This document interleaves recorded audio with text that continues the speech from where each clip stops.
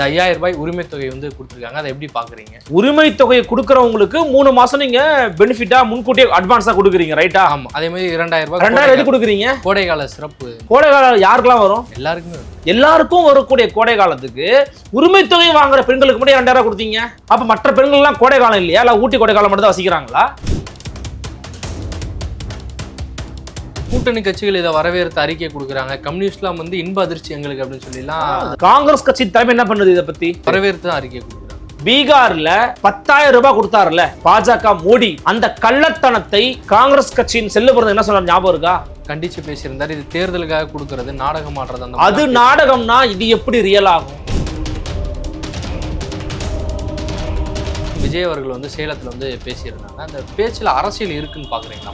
விஜய் அவர்களுடைய அணுகுமுறை அப்படிங்கிறது இன்னொரு முதிர்ச்சியற்ற அணுகுமுறையா இருக்குது. குண்டை போட்ட நீங்க அது ஒரு நம்த்து புண்ண பட்டாசு மாதிரி ஆயிப்போச்சு. யாரும் கண்டுக்கல உங்களை. நீங்க தான் கடை விரித்தேன் கொள்வார்லன்னு இருக்கிறீங்க. யாராச்சும் வந்தாங்களா உங்களுக்கு? ஆனா பேச்சுவார்த்தை எல்லா தரப்புலையும் நடக்கும். ஆமா ஆமா.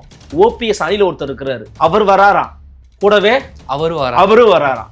இந்த கதை தான். இப்படியே பேசிட்டு இருக்க வேண்டியதான் இவங்க.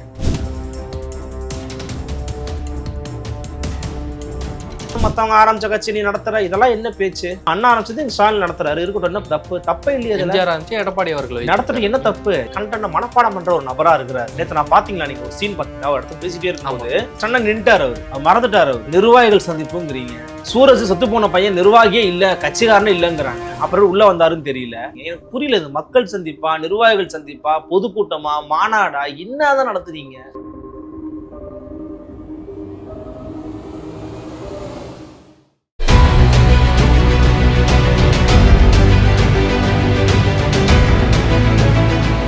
சாட்டை நேயர்களுக்கு வணக்கம். இன்றைய நேர்காணலில் நம்முடன் இணைந்திருக்கிறார் ஊடகவியலாளர் அருள்மொழிவர்மன் அவர்கள். வணக்கம். வணக்கம் ராஜேந்திரன். நலமா இருக்கீங்களா? நலமா இருக்கு. நீங்க? நலமா இருக்கனே. நம்ம எப்படி நலமா இருக்குமோ அதே மாதிரி தமிழ்நாட்டு மக்களும் நலமாக இருக்கிறாங்க. பெண்கள்லாம் வந்து இரட்டிப்பு மகிழ்ச்சியில இருக்கிறாங்க. காலைல 5 மணிக்கு எந்திரிச்சோன்னே எங்களுக்கு வந்து இன்ப அதிர்ச்சி கொடுத்துட்டாரு முதல்வர் அப்படின்னு சொல்லிட்டு பல பேட்டிகள் நம்மளால பார்க்க முடியுது. முதல்வர் அவர்களும் காணொலி போட்டு நேற்றைய தினம் பேசியிருந்தாங்க. இந்த 5000 ரூபாய் உரிமை தொகை வந்து கொடுத்துருக்காங்க. அதை எப்படி பாக்குறீங்க? இல்ல, நீங்க சொல்லும் போதே அதில் தகவல் பிழை இருக்கே. நீங்க சரியான ஒரு ஊடகவியலாளர். பெண்கள் எல்லாரும் அப்படிங்கிறீங்க. இல்ல, நம்ம சன் டிவில பார்த்தவங்க, அந்த ஒரு குறிப்பிட்ட சன் டிவிக்காரங்களுக்கு பெண்கள் எல்லாரும். நீங்க நம்மளால பேச முடியுமா? ஓகே. நம்ம வந்து என்ன இருக்கோ இருக்கிறத பத்தி பேசணும். 1,31,00,000 பெண்களுக்கு தான் வந்து அந்த 5000 கொடுத்துருக்காங்க. இப்ப இந்த 5000 ரூபாய் இன்றைய காலகட்டத்துல இந்த நேரத்துல ஏன் ஐயா வழங்குறாங்க அப்படிங்கிறது ஊரறிந்த உண்மை, உலகறிந்த உண்மை, ரகசியம் எல்லாருக்குமே தெரியும். என்னமோ அவர் வந்து ரகசியத்தை காத்து வச்சிருந்தாரு, ஒரே பாலில் 6 அடித்தாரெல்லாம் போட்டுக்கிட்டு இருக்காங்க. அவருக்கு ஆக்சுவலி பேக் ஃபயர் ஆயிட்டு இருக்காங்க. 2 கோடி பேர் கொடுக்கலையே, இன்னொரு மிச்ச பேர் பெண்கள் இருக்காங்கல்ல, அவங்க எல்லாம் யார் கொடுக்கறது? கொலகாலம் சுத்திக்கிட்டு இருக்காங்க அவங்க. இப்போ நீங்க நல்லா கவனிச்சு பாருங்க தம்பி. உரிமை தொகையை கொடுக்கறவங்களுக்கு 3 மாசம் நீங்க பெனிஃபிட்டா முன்கூட்டியே அட்வான்ஸா கொடுக்குறீங்க, ரைட்டா? ஆமா. அதே மாதிரி 2000 ரூபாய் 2000 எது கொடுக்குறீங்க? கோடைகால சிறப்பு. கோடை காலம் யாருக்கெல்லாம் வரும்? எல்லாருக்குமே வரும். எல்லாருக்கும் வரக்கூடிய கோடை காலத்துக்கு உரிமை தொகை வாங்குற பெண்களுக்கு மட்டும் 2000 கொடுத்தீங்க. அப்ப மற்ற பெண்கள் எல்லாம் கோடை காலம் இல்லையா? இல்ல ஊட்டி கோடை காலம் மட்டும் தான் வசிக்கிறாங்களா? தகுதி வாய்ந்த இல்லத்தரசிகள். சரிம்மா, தகுதி வாய்ந்த இல்லத்தரசி கோடை காலம் வருதா? எனக்கெல்லாம் கோடை காலம் வராதா? ஏன் மற்றவங்களுக்கு கோடை காலம் வராதா? இன்னொரு ரீசன் சொன்னாரு, கவனிச்சிங்களா? என்ன சொன்னாருன்னா, குறிப்பாக பாஜக மற்றும் அதிமுக ஆகிய கட்சிகள் சதி செய்கிறது. அதாவது சதி செய்து எப்படியாவச்சு இதை வந்து நிறுத்திடலான்னு பார்த்தாங்க. நாங்க முன்கூட்டியே அறிவிச்சிட்டோங்கிறாரு. அது எப்படி இப்பதான் சதி செய்வாங்களா உங்களுக்கு? சரி, இந்த திட்டத்துக்கு முன்னாடி சதி செய்யறாங்களா? ஏன் புதுமை பெண் திட்டம் கொடுக்கல? 1000 ரூபாய் கொடுக்கல?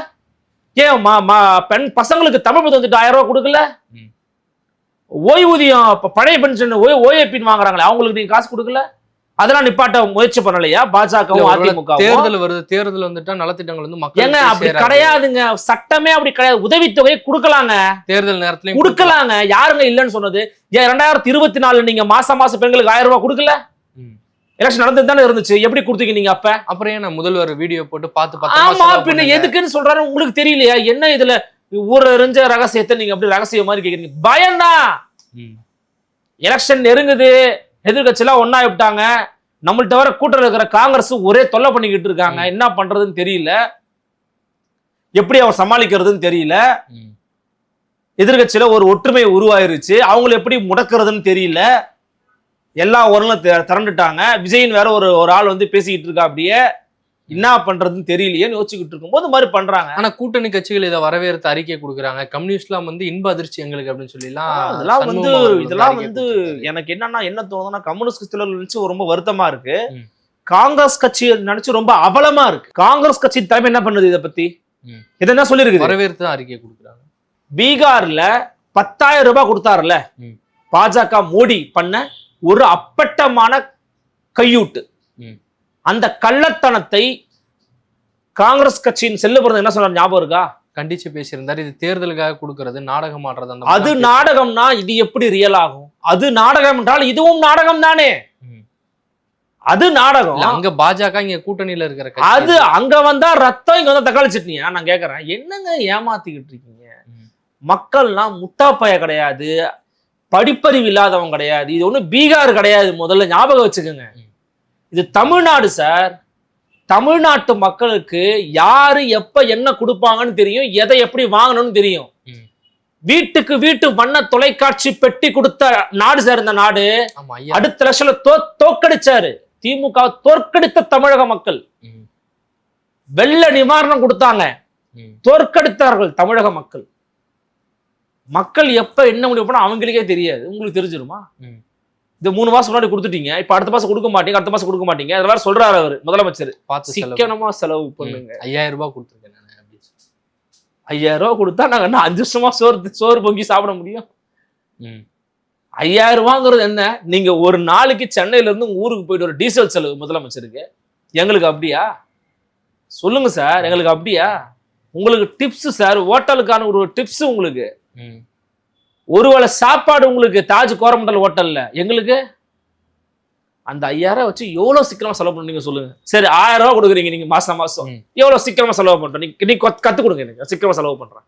முதல்வர் அவர்களே சொல்றாரு, மருத்துவ செலவு உங்களுக்கு வந்து ஏற்படலாம், இன்னும் தேவைகள் நிறைய இருக்கு, நீங்க பார்த்து இதை பத்திரமா செலவு பண்ணுங்க. அததாங்க, எவ்வளவு சீக்கிரமா செலவு பண்ண முடியும்? அவன் சொத்து வரி கட்ட முடியல, தண்ணி வரி கட்ட முடியல, படிச்ச படிப்புக்கேற்ற வேலை இல்ல, உட்காந்து போராடிக்கிட்டு இருக்காங்க. அங்கன்வாடி ஊழியர்கள், செவிலியர்கள், ஆசிரியர்கள், மாணவர்கள், போக்குவரத்து ஊழியர்கள், டாஸ்மாக் ஊழியர்கள், நெசவாளர்கள் போராடிக்கிட்டு இருக்கான். அவனுக்கு சோறு தண்ணி இல்லாம கஷ்டப்பட்டுக்கிட்டு இருக்கான்.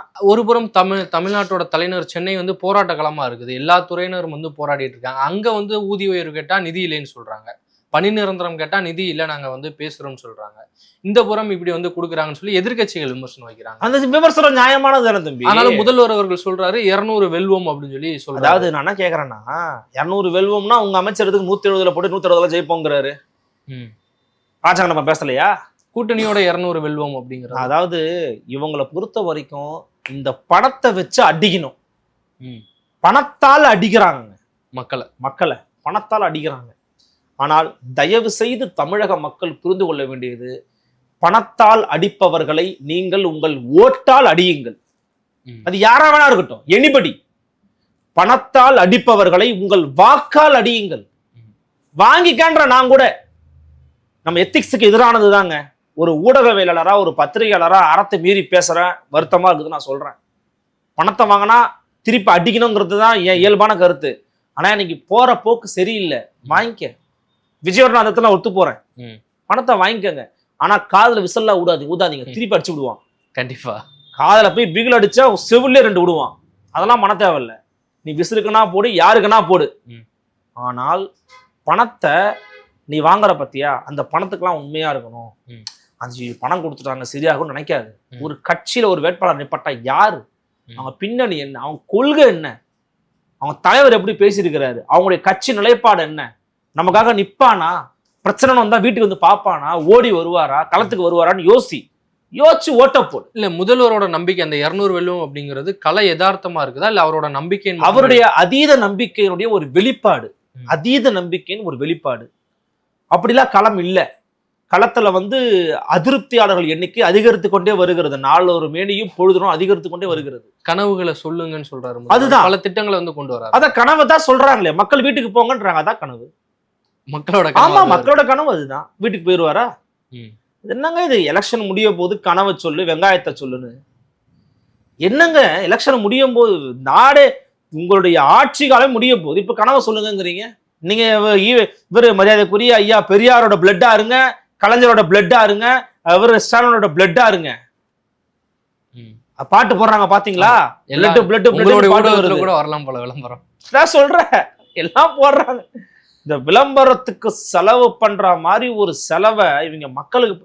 நாம் தமிழர் கட்சியில ஒரு அருமையான அறிக்கை விட்டுருந்தாங்க இந்த 5000 ரூபாய்க்கு. பாருங்க, அது யாரும் எடுத்து பெருசா பேசல.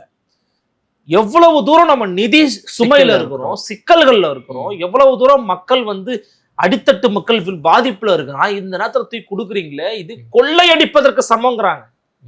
கொள்ளையடிப்பதற்காக நீங்க போடக்கூடிய விதைங்கிறாங்க. போராடக்கூடிய மக்களுக்கு கொடுக்க காசு இல்ல. தூய்மை பணியாளர்கள் கேட்ட காசோட ஒட்டுமொத்த தொகை 20 கோடி கூட தாண்டாது தம்பி. 20 கோடியை கூட தாண்டாது. ஆனால் 6500 கோடிக்கும் அதிகமான தொகையை கொண்டு போய் நீங்க ஒரே நாள்ல இறக்கிட்டீங்க அப்படின்னா உங்களுக்கு இருக்கக்கூடிய பதற்றம், அச்சம், நடுக்கம் அவற்றின் வெளிப்பாடுதான் இதுன்னு சொல்றதுல எந்த விதமான ஒரு மாற்று கருத்து இருக்க முடியாது. அதே மாதிரி நேற்றைய தினம் விஜய் அவர்கள் வந்து சேலத்துல வந்து பேசியிருந்தாங்க. அந்த பேச்சுல அரசியல் இருக்குன்னு பாக்குறீங்களா? முதல்ல அரசியல் ரீதியாக விஜய் அவர்களுடைய அணுகுமுறை அப்படிங்கிறது இன்னொரு முதிர்ச்சியற்ற அணுகுமுறையா இருக்குது. அவர் அரசியலுக்குள்ள வந்துட்டாரு, கட்சி ஆரம்பிச்சிட்டாருன்னு அதெல்லாம் அண்டர் எஸ்டிமேட் பண்ணல. ஒரு முதிர்ச்சியற்ற அணுகுமுறையா இருக்குது. அவருடைய பேச்சு செயல்பாடு எல்லாம் வந்து இன்னும் ஒரு தெளிவற்ற நிலையில இருக்கிறாரு. தமிழ்நாட்டுக்குள்ள என்ன மாதிரி தனியா கட்சி ஆரம்பிச்சு யாராச்சும் 1% வாங்கிருங்க காமிக்கலாங்கிறாரு. எவ்வளோ கட்சி இருக்குது தமிழ்நாட்டுல. ஆமா, பாமக இருக்குது, நாம் தமிழர் கட்சி இருக்குது, விசிக இருக்குது, தேமுதிக இருக்குது. எல்லாமே தனிநபரால் ஆரம்பிக்க எல்லாருமே வந்து பல பர்சன்ட். இன்னைக்கு நாம் தமிழர் கட்சி ஒரு மாநில கட்சிங்க. நாம் தமிழர் கட்சி கூடும்போது தாவேக்காங்கிறது இன்னைக்கு ஆன் பேப்பர்ல 0. இப்போ எல்லாருமே அதை பண்ணிட்டாங்க. இன்னொன்னு மத்தவங்க ஆரம்பிச்ச கட்சி நீ நடத்துற, இதெல்லாம் என்ன பேச்சு? ஆமா, அண்ணா ஆரம்பிச்சது ஸ்டாலின் நடத்துறாரு, இருக்கட்டும், என்ன தப்பு? தப்பே இல்லையா? எடப்பாடி அவர்கள் நடத்துறது என்ன தப்பு? யார் சொன்ன தப்பு? அது ஒரு குற்றமா அவர் பாக்குறாங்க. அதுல என்ன குற்றம்? அவங்க பாக்குறாங்களான்னு கேக்குறாங்க. அது என்ன பார்வை? அதுதான் அரசியலற்ற பார்வைன்னு அர்த்தம். ஸ்கிரிப்ட் ரைட்டர்னு தெரியல, கூப்பிட்டு மண்டையிலே கொட்டணும். தனித்து போட்டி, எங்களை மாதிரி தனித்து போட்டிட்டு யாரு வந்து இது பண்ண போறா? கூட்டணி கணக்குகள்லாம் நாங்க வந்து போடல. என்ன குண்டை போட்ட நீங்க, அது ஒரு நம்த்து பொண்ண பட்டாசு மாதிரி ஆயிப்போச்சு. யாரும் கண்டுக்கல உங்களை. நீங்க தான் கடை விரித்தேன் கொள்வார்லன்னு இருக்கிறீங்க. யாராச்சும் வந்தாங்களா உங்ககிட்ட? புதிய தமிழர் கிருஷ்ணசாமியை கூட உங்கள்கிட்ட வரல. ஆனா பேச்சுவார்த்தை எல்லா தரப்புலையும் நடத்தி. ஆமா ஆமா, ஓபிஎஸ் கிட்ட பேச்சுவார்த்தை நடத்திக்கிட்டு இருக்காங்க. ஓபிஎஸ் அணில ஒருத்தர் இருக்கிறாரு, அவர் வராராம் கூடவே. அவரு வராராம். இந்த கதை தான். இப்ப இவங்க எங்க இருக்காங்கன்னே தெரியும். இவங்க வராங்க கூடவே, அவரு வராரு. அவரு வராரு. இப்படியே பேசிட்டு இருக்க வேண்டியதான் இவங்க. எவரும் வரல கடைசியில. புரியுதா உங்களுக்கு? அதனால கொஞ்சமாச்சு வந்து அரசியல் உணர்வோட டிஜிபியை போடணும்னு கேக்குறீங்க. அவர் இன்னும் தெளிவா பேசலாமே. அது தெளிவாவே சொல்லல. ஏன்னா அவருக்கு வந்து இந்த நுனிப்புள் மேய்பவர்கள் கண்டென்ட் எழுதி கொடுத்துருக்கணும். இல்ல அவர் வந்து கண்டென்ட் மனப்பாடம் பண்ற ஒரு நபரா இருக்கிறாரு. நேற்று நான் பாத்தீங்களா, நீங்க ஒரு சீன் பாத்தீங்களா, ஒரு இடத்துல பேசிட்டே இருக்கும்போது அப்படியே மக்கள் வந்து மகிழ்ச்சியா இருக்காங்கன்னு சொல்றீங்க. ஆனா மக்கள் மகிழ்ச்சியா இருக்காங்களான்னு அந்த இடத்துல தடுமாற்றம் இருக்கு. இல்ல அதெல்லாம் கூட ஓகேப்பா. ஒரு இடத்துல ஒரு வசனம் சொல்லிட்டே இருக்காரு, ஸ்டன்னா நின்ட்டாரு, அவரு மறந்துட்டாரு அவரு. இல்ல அந்த இடத்துலதான் அந்த பேப்பர் அப்படி. அதாவது சொல்றேன், அதாவது எனக்கு என்ன ஒண்ணு புரியலன்னா, சேலத்துக்கு போறீங்க, நிர்வாகிகள் சந்திப்புங்கிறீங்க. சூரஜ் செத்து போன பையன் நிர்வாகியே இல்ல, கட்சிக்காரனே இல்லைங்கிறாங்க. அப்புறம் உள்ள வந்தாருன்னு தெரியல. நிர்வாகிகள்கிட்ட வந்து ஆட்சியை பத்தி மத்ததெல்லாம் பத்தி பேசுறீங்க. எனக்கு புரியல. இது மக்கள் சந்திப்பா, நிர்வாகிகள் சந்திப்பா, பொதுக்கூட்டமா, மாநாடா, என்னதான் நடத்துறீங்க? எனக்கு அனுமதி கொடுக்கலான்னு முழுமையாக அனுமதி வாங்கப்பட்ட ஒரு நிகழ்ச்சி தான் பேசிக்கிட்டு இருக்கீங்க. அப்படியே மத்த கூட்டத்தை நீங்க வரமாட்டேங்கிறீங்க. என்ன பிரச்சனை எனக்கு புரியல. இல்ல தொண்டர்களுக்கு ஒருவேளை இப்படியே கற்பித்து பழகிடலாம் நினைக்கிறாங்களா? நமக்கு வந்து அனுமதி கொடுக்கல, நம்மள வந்து ஒடுக்குறாங்க. இல்ல அதாவது இது வந்து ஒரு நாளுக்கு சில நாளுக்கு செல்லும். அவங்க ஃபேன்ஸை கூட ஓரளவு புரிஞ்சுக்கிடுவாங்க. அப்புறம் வந்து ஒரு பட்டறிதல்னு ஒண்ணு இருக்குது. மேக்ஸ்ல பட்டறிதல் முறைன்னு ஒண்ணு இருக்குது. பட்டு திருந்துவாங்க, பட்டு அறிந்து கொண்டு அதன் பிறகு வெளியே வருவாங்க. அப்படிதான் ஒரு ப்ராசஸ் நடக்கும். அப்படிதான் நடந்துச்சு கமலஹாசனுக்கு. கண்டிப்பா. இந்த டார்ச் எங்க போச்சுன்னு தெரியல. தேவைக்கப்ப வரும்னு சொல்லிருக்காரு. நான் டிவி எல்லாம் உடைக்கலாம், சவுண்ட் மட்டும் தான் கிடைச்சு உங்களுக்கு. நான் டிவி உடைச்சதை பாத்தீங்களா? உடைச்சதை நேரில் பாத்தியா தம்பி? போட்ட கிளாஸ் கூட உடைஞ்சிருக்கலாம் சொல்லுவாங்க. கமலஹாசன் ஐயா கூட தான் சொன்னாரு, நான்லாம் மாத்த போறேன், தம்பி திருமாவளவன் இருக்க வேண்டிய இடம் இதுதான் எல்லாம் பேசினாரு. ஒன்னும் யாரும் வரல. ஆனா ஒன்னா திருமாவளவன் குக்கி போடுறதே வேலை வச்சிருப்பாங்க. அவரு தெளிவா இருக்கிறாரு. நான் பிரிய மாட்டேன். பிரிய மாட்டேன். எனக்கு என்ன தேவைங்கிறது திமுகவுக்கு தெரியும், திமுகவுக்கு தேவை என்னங்கிறது எங்களுக்கு தெரியும். நாங்க அதை பாத்துக்கிறோம். அவர் பாட்டு அவர் வேலையை பார்த்துட்டு போயிட்டே இருக்கு. காங்கிரஸுக்கும் விசிகாக்கும் இடையில இப்ப கொஞ்சம் மோதல் ஏற்பட்டிருக்கு. அது நடக்கும். ஏன்னா காங்கிரஸ் கட்சி இது விசிகால பயணிச்சு வந்த ஒரு நபர் இன்னைக்கு காங்கிரஸ் கட்சியின் பேர் இயக்கத்தினுடைய தலைவரா மாறிட்டாருல்ல, அந்த அந்த ஒரு காழ்ப்புணர்வு இருக்கும். ஒரு ஒரு மெல்லிய பொறாமை கூட சொல்லலாம். அது இருக்கும். மன்னியரசு கூட இருக்கலாம், யாருக்கு வேணா இருக்கலாம், இருக்கும்ல. நம்ம கூடவே பயணிச்சாலும் கட்சியின் தலைவரா மாறிட்டாரு. நம்ம கூட அண்ணன் பேச்ச கேட்டவரெல்லாம் ஒரு கட்சி ஆரம்பிச்சு மாநில கட்சி அங்கீகாரமே வாங்கிட்டாரு அப்படின்னு இருக்கும்ல. அதே மாதிரி விஜய் அவர்களோட இந்த கணக்கு எப்படி பாக்குறீங்க? கூட்டணி கணக்கு இல்ல, தனித்து போட்டின்னு சொல்லிட்டாரு. அது அவருக்கு பலமா இருக்குமா பலவீனமா இருக்குமா? இல்ல, தனித்து போட்டியில அவர் போடல, தனித்து விடப்பட்டிருக்கிறார் திரு விஜய். ஏன்னா அவர் எல்லாரும் கூப்பிட்டாரா இல்லையா? கூப்பிட்டாரு. வாங்க வாங்க, நான் பங்கு தரேன், நான் ஆட்சி தரேன், நான் அதிகாரம் தரேன் அப்படின்னு கூப்பிட்டாரு. யாருமே வரல. சோ தனித்து விடப்பட்டிருக்கிறார். காங்கிரஸ் ஒரு மாதிரி நீக்கு போக்கு காட்டிக்கிட்டு இருக்காங்க. கடைசியில மேல இருக்கிறவங்கள தள்ள தட்டி உட்கார வச்சிருவாங்க. அப்புறம் தமிழ்நாடுக்குள்ள திமுக கூட போட்டி போடுவாங்க. ஆனா அந்த அலையன்ஸ் ஜெல்லாகும்னு எனக்கு தெரியாது. 4 முனை போட்டின்னு சொல்லிட்டாங்க. எந்த கூட்டணியில எந்த தனித்து போட்டியிடுற கட்சிகள் தனித்து போட்டிடுறதுல வந்து பாத்தீங்கன்னா இருக்கிற எனக்கு தெரிஞ்ச ஒரே ஆளு சீமான் மட்டும்தான். அவர் தனித்து போட்டியில உறுதியா நிக்கிறாரு. தொடர்ச்சியா ஒரே அணுகுமுறையில் இருக்கிறாரு. தொடர்ந்து களத்துல வேலை பார்க்கிறாரு. இன்னைக்கு கூட அவங்களுடைய ஊடகம் வந்து எங்கள் தேசம் ஊடகத்தை ஆரம்பிக்கிறாங்க. அவங்க கட்சியால முடிஞ்ச ஒரு விஷயம் பண்றாங்க. ரைட்டு, ஃபைன், வரவேற்போம், வாழ்த்துக்கள். தொடர்ச்சியா இயங்குறாங்கல்ல, அது இயக்கம் தான் ஒரு கட்சிக்கு முக்கியங்க. இயங்குதல் இல்லைன்னா புழு கூட செத்து போயிடும். புழுவுக்கு கூட நெளிஞ்சுக்கிட்டே இருக்கணுங்கிறதா அதனுடைய இது. புரியுதுங்களா? குத்தனா புழு கூட நெளியும். கண்டிப்பா. அப்போ இயக்கம் தான் ஒரு இயங்கி கொண்டு இருப்பதா ஒரு இயக்கத்துக்கு அழகு.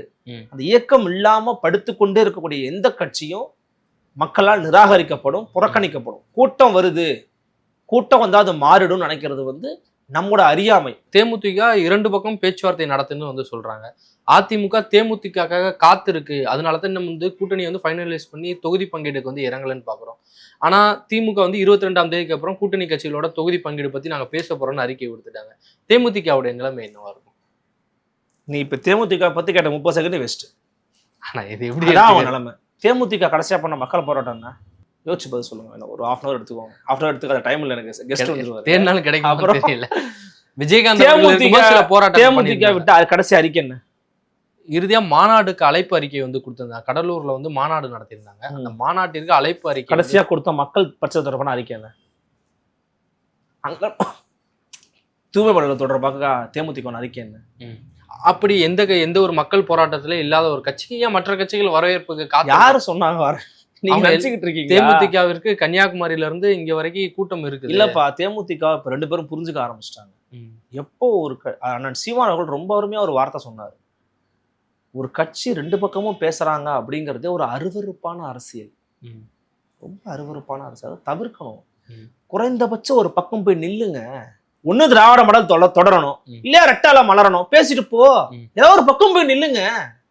இல்லையா நான் சீமான் கை ஒரு தமிழ் தேசிய வெள்ளட்டும் சொல்லுங்க. இல்ல தம்பி விஜய் கூட சேர்ந்து தளபதி ஆட்சி மலரட்டும் பேசுங்க. எதையாவது ஒண்ணு பண்ணுங்க. எங்கள் வீட்டு பிள்ளை விஜய் தான். அவ்வளவுதான். இல்லையா தனித்து போட்டி விஜய பிரபாகரன் முதலமைச்சர் வேட்பாளர் சொல்லுங்க. இல்ல பிரேமலதா விஜயகாந்த் முதலமைச்சர் வேட்பாளர் சொல்லுங்க. யாரு தப்புன்னா? ஜனநாயகத்துல உங்களுக்கு எல்லாத்துக்கும் உரிமை உண்டு. ஆனா இப்படி பண்ணிக்கிட்டு இருந்தீங்கன்னா மக்கள் முன்னாடி நீங்க அம்பலப்படுறதோட மட்டும் இல்லாம பெருமரியாதைக்குரிய போற்றுதலுக்குரிய மனிதன் விஜயகாந்த் அப்படிங்கிறவரையும் அவமானப்படுத்துவதற்கு ஒப்பு. அதே மாதிரி இப்ப அதிமுக விஜய் எதிர்ப்புல வந்து கூர்மையாயிருக்காங்கன்னு பார்க்க முடியாது. ஏன்னா அதிமுகவோட ஐடிவிங்க எல்லாமே விஜய் வந்து பயங்கரமாக விமர்சனம் பண்ணிட்டு இருக்காங்க. இன்று காலை கூட பல விமர்சனங்கள் வந்து தொடர்ந்து அபிஷியல் பேஜ்ல இருந்து வருது. இது வந்து விஜய் அவர்கள் விமர்சனத்துக்கு முன்னாடி எல்லா கட்சிகளும் விஜய் வந்து எதிர்க்குது அப்படின்னு சொல்லி பாத்துக்கலாமா? இதை அப்படிலாம் பார்க்க முடியாது. நீங்க வந்து தொட்டிங்கன்னா அவங்க சும்மா உட்காந்துக்கிட்டு இருப்பாங்களா என்ன? நீங்க தொட்டிங்கன்னா சும்மா உட்காந்துட்டு இருப்பாங்களா? என்ன சொன்னாரு அவரு? நீங்க வந்து இன்னொருத்தர் ஆரம்பிச்சதை வரலாமா, ஊழலை ஒழிக்கணும், நான் உள்ள அடிச்ச அனுபவம் எனக்கு இல்ல, நான் தூய சக்தி எல்லாம் சொல்றீங்க. உங்க திரைப்படத்துக்கு பிளாக்ல டிக்கெட் விற்கிறத தடுத்திருக்கிறீங்களா நீங்காச்சு? இதெல்லாம் அதிமுக கேட்கிற கேள்விகள் தான். அந்த கேள்வி சரியா தப்பா, நியாயமா, சரியான நியாயம் தானங்க. அப்ப நியாயமான ஒரு கேள்வியை ஒரு கட்சி கேட்கும் போது என்ன எதிர்க்கிறாங்கன்னா இன்னொன்னு மக்கள்கிட்ட வந்து நீதி கேட்கிறாரு. நான் ஆசிரியர் தப்பாங்க எதிர்க்கிறாங்க, எதிர்க்கத்தாங்க செய்வாங்க. எங்க கருணாநிதி பார்க்காத எதிர்ப்பாங்க. கருணாநிதி தமிழ்நாட்டுல கட்சியின் தலைவர்னு அறிவிக்கப்பட்ட பிறகு சந்திக்காத எதிர்ப்புகளா, சந்திக்காத துரோகிகளா, சந்திக்காத எதிரிகளாங்க. இல்ல ஜெயலலிதா சந்திக்காத எதிரிகளாங்க, சீமான் சந்திக்காத எதிரிகளாங்க. ம். கருணாநிதியும் ஜெயலலிதாவும் ஆக்டிவ் பாலிடிக்ஸ்ல இருக்கும் போதே கட்சி ஆரம்பிச்சவங்க சீமானு, ம். விஜயகாந்த். இவங்கெல்லாம் பார்க்காத எதிரிகளா நீங்க பாத்துட்டீங்க. ம். A team, B team, C team கையில வர சாட்டை ஊத்தி கொடுத்துட்டீங்க. எங்க அண்ணன் சும்மாவே ஆடுவா, அப்படி சாட்டையை வர கொடுத்துட்டீங்கன்னா சலம் கட்டி விட்டா மாதிரி கண்டிப்பா நேத்து ஆடி இருக்காரு. போட்டு பொழந்து விட்டாரு.